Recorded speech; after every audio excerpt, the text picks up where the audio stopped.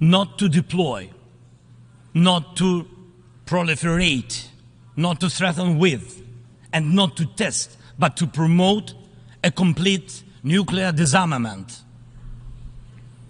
Frankly, this is a good strategy, but it should not be the only strategy to protect the world from the final war. Ukraine gave up its third largest nuclear arsenal. The world then decided Russia should become a keeper of such power. Yet history shows it was Russia who deserved nuclear disarmament the most back in 1990s. And Russia deserves it now. Terrorists have no right to hold nuclear weapons. No right. But truly, not the nukes are the scariest now. While nukes remain in place, the mass destruction is gaining its momentum.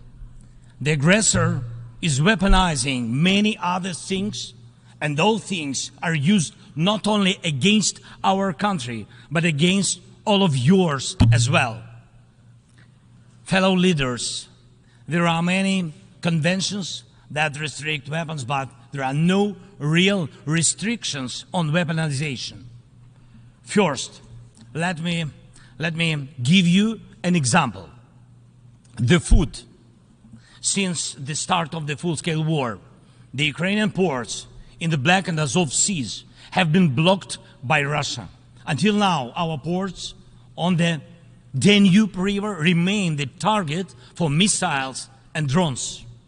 And it is a clear Russia's attempt to weaponize the food shortage on the global market in exchange for recognition for some, if not all, of the captured territories. Russia is launching the food prices as weapons. The impact spans from the Atlantic coast of Africa to the Southeast Asia, and this is the threat scale. And I would like to thank those leaders who supported our Black Sea Grain Initiative and program Grain from Ukraine. Thank you so much.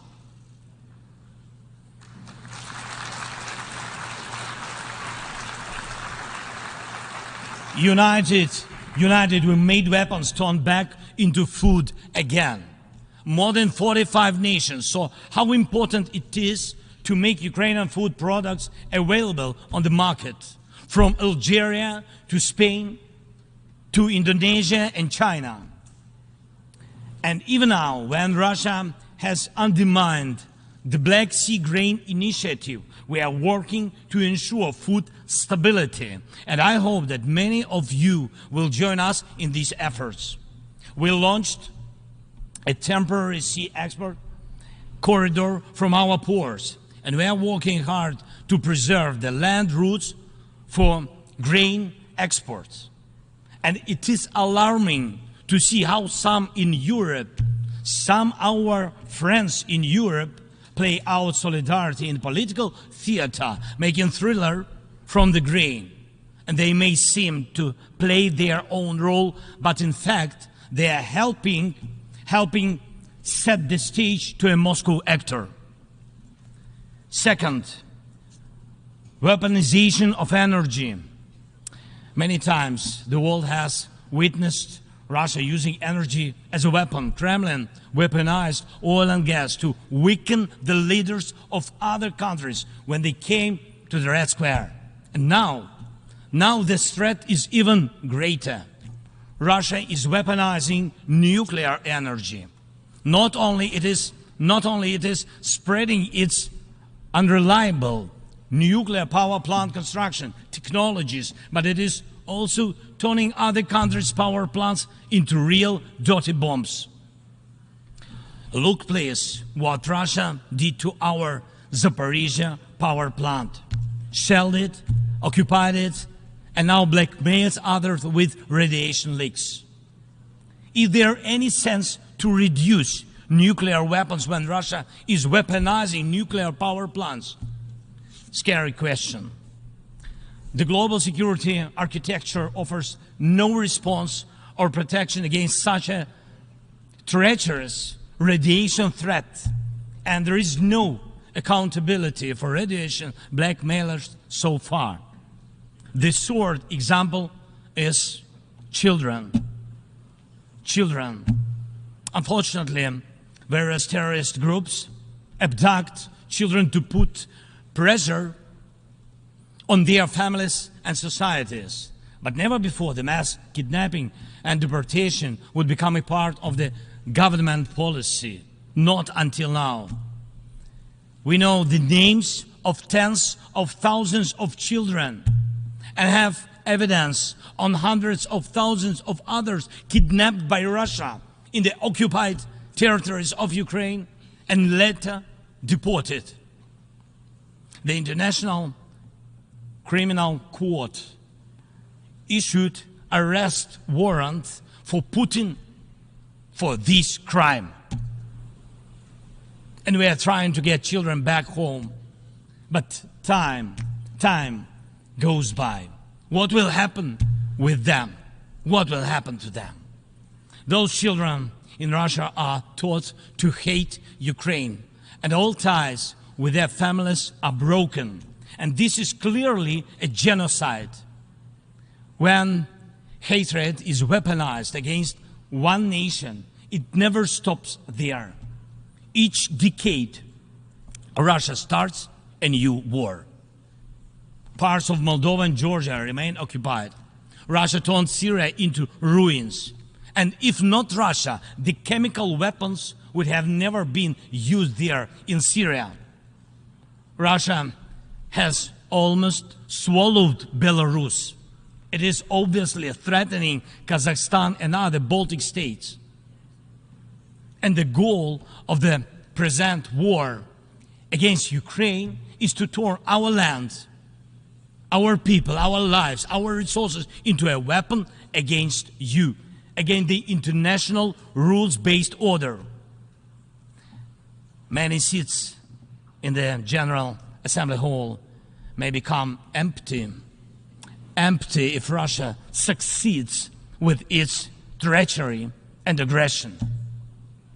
Ladies and gentlemen, the aggressor scatters deaths and brings ruins even without nukes, but the outcomes are alike. We see towns, we see villages in Ukraine wiped out by Russian artillery, leveled to the ground completely. We see the war of drones. We know the possible effects of spreading the war into the cyberspace. The artificial intelligence could be trained to combat well before it would learn to help the humanity. Thank God, people have not yet learned to use climate as a weapon. Even though humanity is failing on its climate policy objectives, this means that extreme weather will still impact the normal global life, and some evil state will also weaponize its outcomes. And when people in the streets of New York and other cities of the world went out on climate protest, we all have seen them. And when people in Morocco and Libya and other countries die as a result of natural disasters, and when islands and countries disappear underwater, and when tornadoes and deserts are spreading into new territories, and when all of this is happening, one unnatural disaster in Moscow decided to launch a big war and kill tens of thousands of people. We have to stop it. We must act united to defeat the aggressor and focus all our capabilities and energy on addressing these challenges. As nukes are restrained, likewise the aggressor must be restrained, and all his tools and methods of war. Each war now can become final, but it takes our unity to make sure that aggression will not break in again.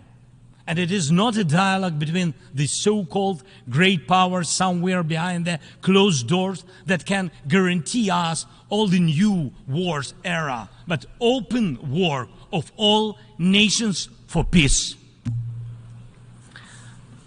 Last year, I presented the outlines of the Ukrainian peace formula at the UN General Assembly. Later, in Indonesia, I presented the full formula.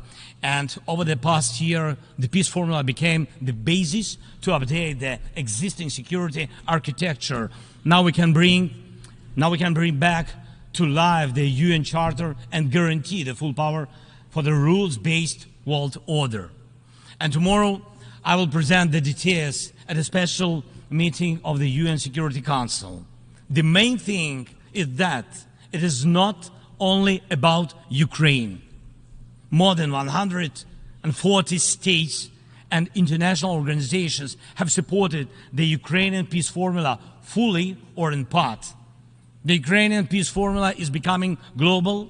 Its points offer solutions and steps that will stop all forms of weaponization that Russia used against Ukraine and other countries and may be used by other aggressors.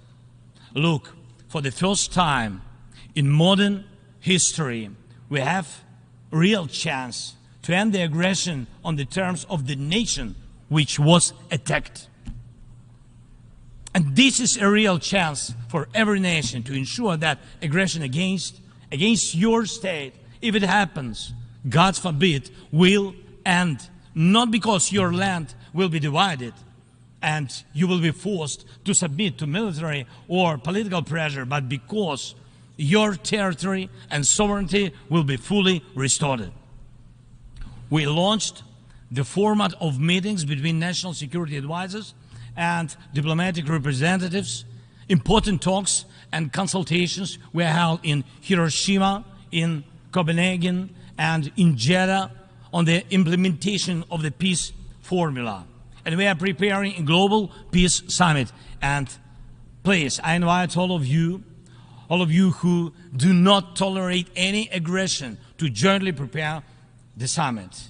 And I am aware of the attempts to make some shady dealings behind the scenes. Evil cannot be trusted. Ask Prigozhin if one bets on Putin's promises. Please hear me. Let unity decide everything openly. While Russia is pushing the world to the final war, Ukraine is doing everything to ensure that after Russian aggression, no one in the world will dare to attack any nation. Weaponization must be restrained. War crimes must be punished. Deported people must come back home. And the occupier must return to their own land. We must be united to make it. And we will do it. Slava Ukraini!